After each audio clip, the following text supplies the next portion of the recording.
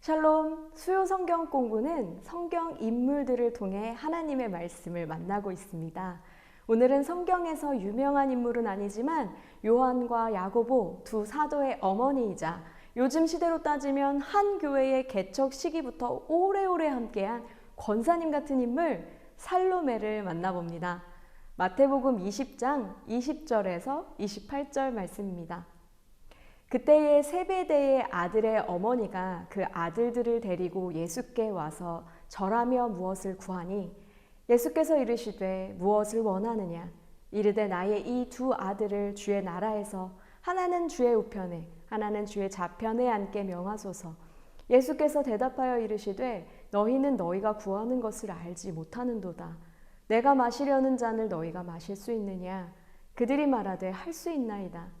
이르시되 너희가 과연 내 잔을 마시려니와 내 좌우편에 앉는 것은 내가 주는 것이 아니라 내 아버지께서 누구를 위하여 예비하셨든지 그들이 얻을 것이니라. 열 제자가 듣고 그 형제에 대하여 분이 여기거늘 예수께서 제자들을 불러다가 이르시되 이방인의 집권자들이 그들을 임의로 주관하고 그 고관들이 그들에게 권세를 부리는 줄을 너희가 알거니와 너희 중에는 그렇지 않아야 하나니 너희 중에 누구든지 크고자 하는 자는 너희를 섬기는 자가 되고 너희 중에 누구든지 으뜸이 되고자 하는 자는 너희의 종이 되어야 하리라. 인자가 온 것은 섬김을 받으려 함이 아니라 도리어 섬기려 하고 자기 목숨을 많은 사람의 대속물로 주려 함이니라. 아멘. 살로메라는 이름은 평화, 샬롬에서 파생된 이름입니다. 살로메라는 이름을 가진 인물은 신약 성경에 2명 나오는데요. 하나는 세례 요한의 목을 요구했던 헤로디아, 그녀의 딸이고요. 또 다른 한 명은 예수님의 제자 야고보와 요한의 어머니 살로메입니다. 똑같은 이름을 가진 두 사람이었지만 두 사람의 삶은 완전히 대조적이었죠. 오늘은 세베대의 아내이며 야고보와 요한의 어머니 살로메에 대해 나누고자 합니다. 먼저 살로메의 남편 세베대는 어떤 사람이었을까요? 마가복음을 살펴보면 예수님이 갈릴리 해변에서 제자들을 부르시는 장면이 나옵니다. 갈릴리 해변으로 지나가시다가 시몬과 그 형제 안드레가 바다에 그물 던지는 것을 보시니 그들은 어부라. 예수께서 이르시되 나를 따라오라. 내가 너희로 사람을 낚는 어부가 되게 하리라 하시니 곧 그물을 버려두고 따르니라. 조금 더 가시다가 세베대의 아들 야고보와 그 형제 요한을 보시니 그들도 배에 있어 그물을 깁는데 곧 부르시니 그 아버지 세베대를 품꾼들과 함께 배에 버려두고 예수를 따라가니라. 아멘. 먼저는 예수님께서 시몬 베드로와 형제 안드레를 만나셨습니다. 예수님이 나를 따라오라 말씀하시니 이들이 그물을 버려두고 예수님을 따랐네요. 그 다음 세베대의 아들 야고보와 요한에게 예수님이 나를 따르라 라고 말씀하셨습니다. 그러자 이들이 아버지와 품꾼과 배를 버려두고 예수님을 따랐다고 이야기합니다. 학자들은 세베대에 대한 정보가 성경에 많이 나오지는 않지만 세베대가 품꾼을 부릴 정도이고 또 두 아들을 떠나보내도 경제적으로 어려움이 없었을 만큼 또 배를 가진 만큼 어느 정도 재력을 갖춘 유지였을 것으로 짐작합니다. 세베대의 아내 살로메는 갈릴리에서부터 예수님을 섬겨온 여인이기도 합니다. 멀리서 바라보는 여자들도 있었는데 그 중에 막달라 마리아와 또 작은 야고보와 요새의 어머니 마리아와 또 살로메가 있었으니 이들은 예수께서 갈릴리에 계실 때에 따르며 섬기던 자들이요 또 이 외에 예수와 함께 예루살렘에 올라온 여자들도 많이 있었더라. 아멘. 즉 예수님 처음 사역을 시작하신 공생의 초기 갈릴리 사역에서부터 예수님을 따랐던 여인입니다. 많은 사람들이 아직 예수님을 잘 모르던 시절부터 예수님이 하신 말씀과 행하신 일들을 가까이에서 보며 예수님을 섬기던 여인 살로메였습니다. 하지만 살로메의 아들들인 야고보와 요한은 부유한 집안의 자녀들이어서 그랬을까요? 예수님을 따르긴 하였지만 뭐든지 자기들 뜻대로 안 되면 화를 내는 사람들이기도 했는데요. 예수님을 받아들이지 않는 사마리아 사람들에게 하늘에서 불을 내려 저들을 살라버리십시오 라고 말하며 불같은 성격을 드러내기도 했습니다. 이 사건으로 야고보와 요한은 우레의 아들들이라는 별명을 듣게 되었죠. 살로메 그녀 역시 공생의 기간 동안 주님을 그토록 따랐지만 오늘의 본문에서 예수님이 왜 이 땅에 인간의 몸으로 오셨는지 하나님의 뜻과 계획을 온전히 이해하지는 못한 것으로 보여집니다. 그저 아들들을 사랑하고 아끼는 나머지 예수님께 본인이 무엇을 구하고 있는지도 제대로 알지 못한 채 잘못된 간청을 말씀드리고 있는 장면인데요. 그때의 세베대의 아들의 어머니가 그 아들들을 데리고 예수께 와서 절하며 무엇을 구하니 예수께서 이르시되 무엇을 원하느냐 이르되 나의 이 두 아들을 주의 나라에서 하나는 주의 우편에 하나는 주의 좌편에 앉게 명하소서라고 예수님께 간청하죠.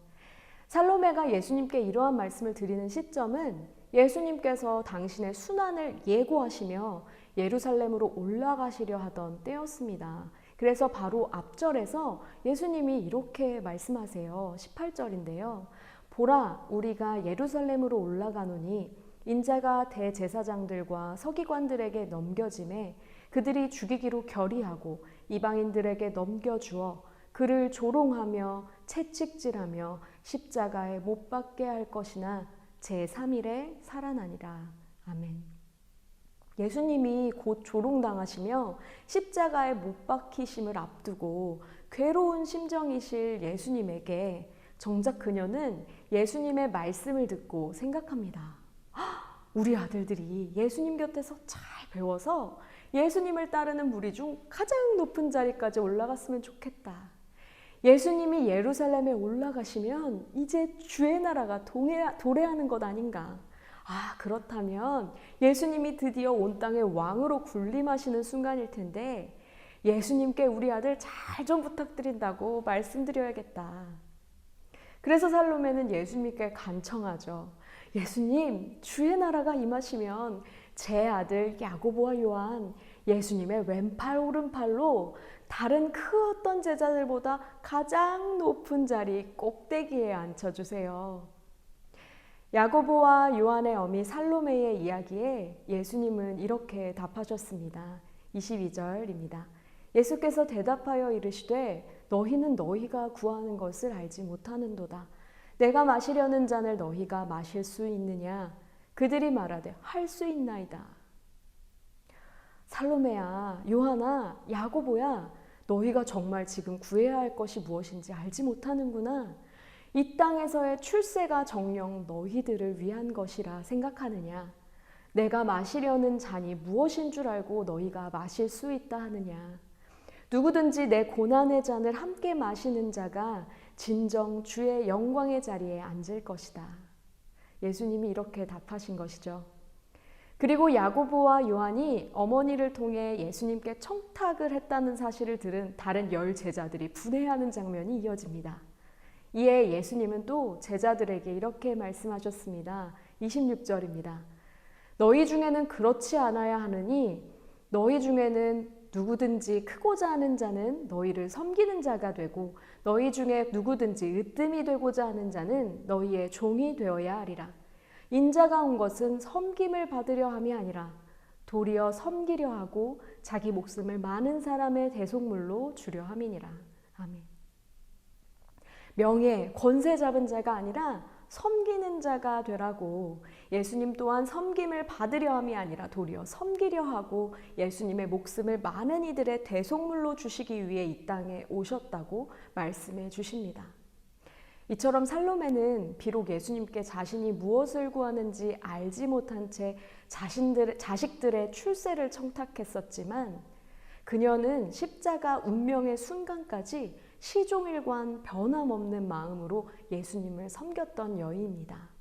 예수님이 많은 이적을 베풀면서 설교하고 또 많은 이들의 환호 속에 예루살렘에 입성하실 때에는 수많은 군중들이 앞다투어 예수님을 쫓았지만 정작 예수님이 겟세마네 동산에서 체포되시고 빌라도에게 십자가형을 선고받으시자 예수님이 골고다 언덕으로 향할 때에는 예수를 따르는 수가 지극히 적었습니다. 심지어 12제자들조차도 도망치고 말았는데 그런 그 고난의 순간에도 변치 않고 예수님을 쫓은 사람들 속에 이 살로메도 있었던 것이죠.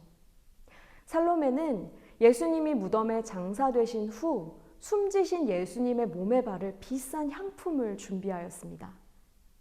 안식일이 지남에 막달라 마리아와 야고보의 어머니 마리아와 또 살로메가 가서 예수께 바르기 위하여 향품을 사다 두었다가 그렇게 살로메가 준비한 향품을 예수님께 바르기 위하여 살로메와 그 여인들이 무덤에 갔을 때 그곳에서 그녀들은 부활하신 주님을 만나게 됩니다.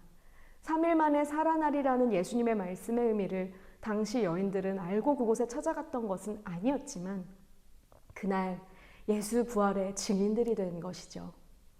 늘 예수님이 가시는 곳을 따라가며 예수님을 바라보았던 살로메. 그녀는 예수님의 갈릴리 첫 공생애부터 예수님의 십자가와 부활에 이르기까지 예수님의 곁을 지키는 여인으로 성경에 기록되었습니다. 그녀는 어느 정도 세상의 앞날을 내다볼 줄 아는 식견이 있는 여인이었을 뿐 아니라 믿음도 강한 여인이었던 것으로 보여집니다. 가정의 부유함, 지역의 명성, 체면 등 그녀의 신앙에 그것들이 결림돌이 되지 않았습니다. 예수님의 곁에서 예수님의 고난을 그리고 그분의 피 흘리심을 목도하며 늘 언제나 주님의 곁을 지켰던 신실한 여인이었습니다.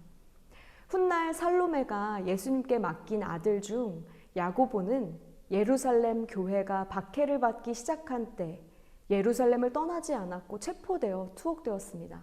결국 야고보는 12사도 중 첫 번째 순교자가 되었습니다.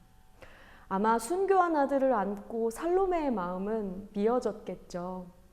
그렇지만 예수의 부활을 목격한 여인 살로메는 아마 사람들의 죽음은 여기서 끝이 아니고 부활이 있고 영원한 하나님의 나라가 있음을 확신했을 것입니다.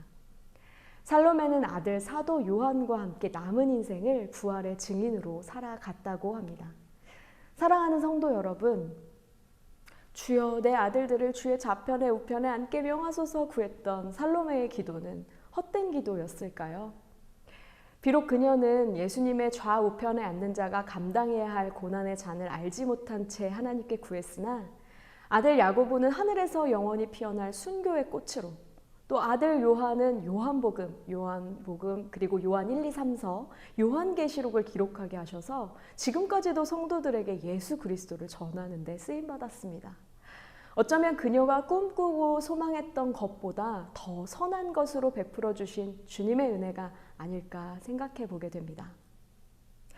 여러분, 살로메는 자식들이 잘 되길 바라는 그저 평범한 여인이었죠. 그러나 그녀가 주어진 매일을 예수님 바라보며 살아갔을 때 하나님은 살로메로 하여금 예수님의 구원 역사의 현장들을 직접 경험할 수 있는 은혜를 허락하셨습니다. 오늘 함께 하시는 저와 여러분도 오직 예수님 바라봄으로 주님의 그 걸음을 끝까지 따라 걸어가는 그 믿음의 삶이 되시기를 기도합니다. 또 그 걸음걸음마다 주님의 놀라운 역사하심, 은혜의 순간들을 누리고 경험하게 되시길 소망합니다. 또 살로메처럼 우리가 위하여 기도하는 우리의 가정, 우리의 자녀, 우리의 교회와 민족, 온 세계가 우리가 꿈꾸고 소망하는 것보다 더욱 선한 것으로 하나님이 이끌어 가실 줄 믿습니다. 오늘도 계신 자리에서 샬롬을 전하는 살로메 되시길 소망합니다. 함께 기도하겠습니다. 은혜의 주님, 주님은 그저 주님 곁을 지켰던 것밖에 기록되지 않은 평범한 여인 살로메의 자녀들을 부모의 바람보다 더 큰 사랑으로 양육하신 분이십니다. 주님은 언제나 우리가 바라고 소망하는 것보다 더 크신 은혜를 베푸셨습니다. 은혜의 하나님, 우리가 이 세상에서 살아가지만 세상을 쫓아 살지 아니하고 주만 바라며 살아가는 인생 되게 하여 주시옵소서. 주 바라보며 나아갈 때 언제나 우리가 바라고 소망하는 것보다 더욱 선한 것으로 우리의 자녀와 가정, 교회와 온 민족을 이끌어 가실 하나님을 신뢰합니다. 감사드리며 예수님 이름으로 기도합니다. 아멘. 오늘의 기도는 성경 다음으로 그리스도인들이 가장 많이 읽은 책으로 알려진 그리스도를 본받아라는 책의 저자 토마스 아 캠피스의 기도로 함께합니다. 한 주도 주님이 주시는 힘으로 승리하세요. 주님, 당신이 자비와 은총으로 힘을 주시지 않으면 이 슬픈 인생을 제가 어찌 견디겠습니까? 당신 얼굴을 저에게서 돌리지 마소서. 제 영혼이 물 없는 사막처럼 되지 않도록 당신의 위안을 제게서 거두지 마십시오. 오 주님, 당신 뜻을 이루면서 겸손하게 사는 길을 저에게 가르쳐 주십시오. 당신 홀로 저를 옹글게 아시고 제 영혼을 속속들이 들여다보십니다. 당신만이 저에게 한결같은 평화와 기쁨을 주실 수 있습니다. 창조된 모든 빛을 능가하는 영원한 빛이시여, 당신의 영광스러운 빗줄기를 하늘에서 내리시어 제 영혼 깊숙한 곳의 어둠을 찢어주소서. 영혼을 순결하게 하시고 밝게 하시어 기쁨으로 당신께 돌아가게 하소서. 죄의 그늘이 아직 제 위에 드리워져 있음을 압니다. 제가 참된 겸손의 눈부신 햇빛보다 세속적 교만의 어두운 그림자를 더 좋아하여 당신의 빛을 거역하고 있음도 알고 있습니다. 하지만 사나운 바다를 잔잔하게 하실 수 있는 당신은 제 영혼에도 평화를 가져다 주실 수 있습니다. 밤을 낮으로 바꾸시는 당신은 저의 비참한 영혼에 즐거움을 안겨줄 수 있습니다. 지금 곧 그리해 주십시오. 바로 이 순간 어둠을 몰아내 주십시오. 다음번 숨을 마시는 것과 동시에 제 영혼을 당신의 사랑으로 감화시켜 주십시오. 예수 그리스도의 이름으로 기도합니다. 아멘.